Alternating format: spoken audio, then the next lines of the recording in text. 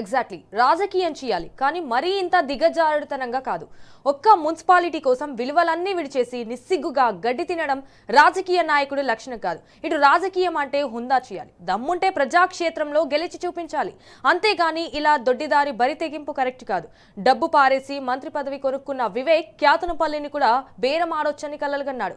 కౌన్సిలర్లను డబ్బు ఎర చూపాడు. కానీ పౌరుషం గల క్యాతనపల్లి గడ్డ డబ్బుకు లొంగలేదు.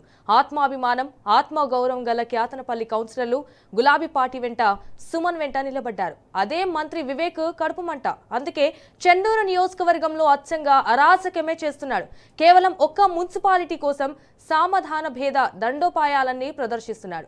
తన రౌడీలను కిరాయి గుండాలను క్యాతనపల్లిలోకి దింపాడు. సో క్యాతనపల్లి ప్రాంత చరిత్రలో ఊరూరంతా ఒక్కతాటి మీద నిలబడి స్వచ్ఛందంగా బంద్ పాటించిన ఉదంతం గతంలో లేదు. దుకాణాలు, చిన్న చిన్న వ్యాపారాలు, విద్యా సంస్థలు, ఆటోలు, బస్సులు అందరూ స్వతహాగా బంద్ పాటించారంటే మంత్రి వివేక్ పై ఎంత వ్యతిరేకత వెల్లువెత్తుతుందో అర్థమవుతోంది. సో ప్రజా ఐక్యతను చూసైనా ఇటు సిగ్గు తెచ్చుకో మిస్టర్ వివేక్.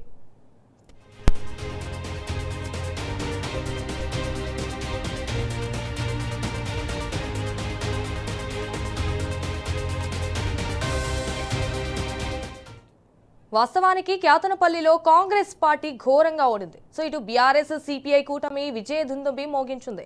22 వార్డుల్లో కాంగ్రెస్ కు వచ్చింది కేవలం 7 మాత్రమే. బీఆర్ఎస్ సిపిఐ కూటమికి 14 సీట్లు లభించాయి. అంటే లెక్క ప్రకారం మున్సిపల్ పీఠం కూటమిదే. ఇందులో ఎలాంటి అనుమానాలకు తావులేదు. కానీ మంత్రి వివేక్ మాత్రం క్యాతనపల్లి తనదే అంటున్నాడు. ఏ లెక్కన అంటున్నాడో దేవుడికే తెలియాలి. అంటే డబ్బు పారేసి కొందామనుకున్నావా? మనీ అంటే మనీ ఉంటే ఏదైనా చేయొచ్చన్న తలపొగరా? బాల్క సుమన్ అనే అడ్డు ఒకటి తొలగించుకుంటే క్యాతనపల్లిని ఈజీగా చెరబొట్టొచ్చని నీ పన్నాగమా? అందుకే సుమన్ను అరెస్ట్ చేయించావా? అదేగా నీ కుట్ర.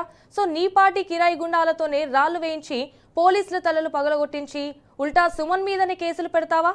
ఇంతకన్నా అరాచకం ఉంటుందా? అసలు చెన్నూరు నియోజకవర్గంలో ప్రజాస్వామ్యం అనేది ఉందా, చచ్చిందా?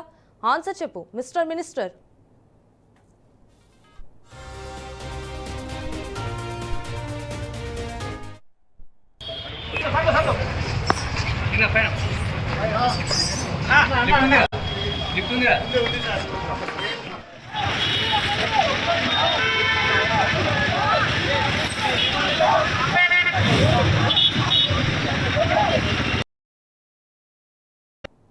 వాస్తవానికి క్యాతనపల్లిలో బీఆర్ఎస్ కు స్పష్టమైన మెజార్టీ ఉంది. సో క్యాతనపల్లి మున్సిపాలిటీలో మొత్తం 20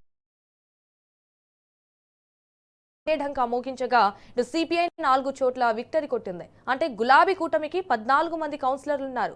ఇక కాంగ్రెస్ 7 స్థానాలకి పరిమితం కాగా ఓ స్థానంలో ఇండిపెండెంట్ గెలుపొందారు. గులాబీ పార్టీకి ఇంత స్పష్టంగా ఆధిక్యం ఉండగా ఇటు మంత్రి వివేక్ మాత్రం అధికార మదంతో కుట్రలు చేస్తున్నారు. అసలు హస్తం పార్టీకి ఏ చిన్న అవకాశం కూడా లేని చోట బీఆర్ఎస్ బలాన్ని తగ్గించే కుతంత్రాలు చేస్తున్నారు. బాల్కా సుమన్ లాంటి వారిని అరెస్ట్ చేసి ప్రశ్నించే గొంతుకలా గొంతు నొక్కుతున్నారు. ఒక్క మున్సిపాలిటీని చేజెక్కించుకునేందుకు ఇంత నిస్సిగ్గుగా కుట్రల రాజకీయం చేస్తున్న కాంగ్రెస్ కుయుక్తులను ప్రజలంతా గమనిస్తున్నారు. ఎగ్జాక్ట్లీ కుట్రల కాంగ్రెస్ తీరును ఎండగడుతున్నారు.